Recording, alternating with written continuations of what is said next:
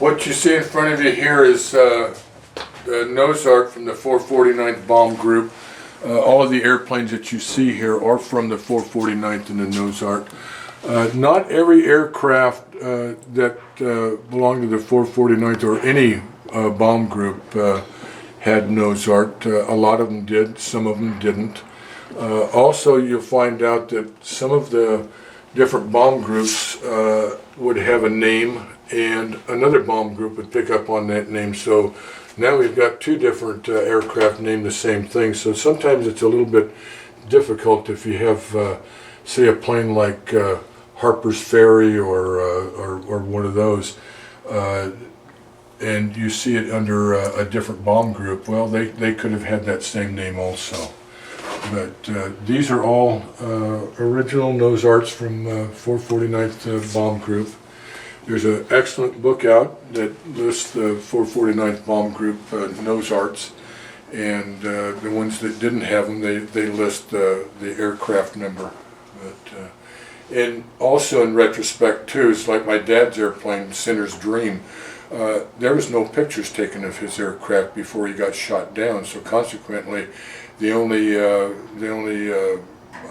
way that we knew what it looked like is when he took a drawing, drew a picture in the prison camp of Sinner's Dream, and that's what we have to go by now. Since consequently there wasn't any pictures. Some of the fellas do remember the nose art, but nobody took a picture of it at the time. They got shot down January 30th of '44, so it was early in the war. Nobody was too concerned about taking pictures. They were trying to get their first few missions in the bomb group at the time.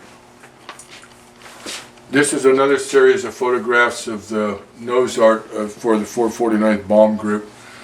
You can see there's a large variety of different caricatures and whatnot. Like Racy Tomato, there was a lot of fellows that had their picture taken in front of this airplane, even though they were not associated with it. That airplane may have been out on the flight line and very accessible at the time, so a lot of folks went out there, had their picture taken, or it was probably the proximity to where their billets were, where that particular plane might have been parked at the time too. You can notice that it was not painted olive drab, so this particular plane was not a original Cadre airplane. The reason that some of these airplanes, when they originally flew over, they were olive drab like this. It didn't take them too long to figure out that, hey, wait a minute, we got a lot of airplanes, and we don't have to worry about the olive drabness out there, so we're going to save the 500 pounds that the paint weighs, increase the speed a little bit more, so consequently they didn't, after a certain period of time, I'm not exactly sure, but when a lot of the replacements came in, they didn't have the olive drab paint on them. But they also listed their bombing missions up here with the bombs. Depending upon, what's this one here? Probably 25 missions on this one here. I don't know if 2-ton Tessie's got any up here or not. But the crew chief was the one who normally would come back and start painting these bombing missions. The little Nazi insignia here is for shooting down a fighter, and sometimes the gunners would have those put back on by their particular gun, but that's what that denoted. That particular plane actually shot down a fighter on a mission. But once again, that some of these nose arts were actually in other bomb groups too.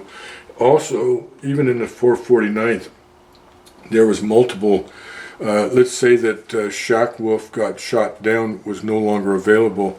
The next crew may have come back and said, I want to name it Shack Wolf, but we'll call it number 2, or so on. But sometimes you might see a nose art that has 1 or 2 nomenclature, and that's the reason for that.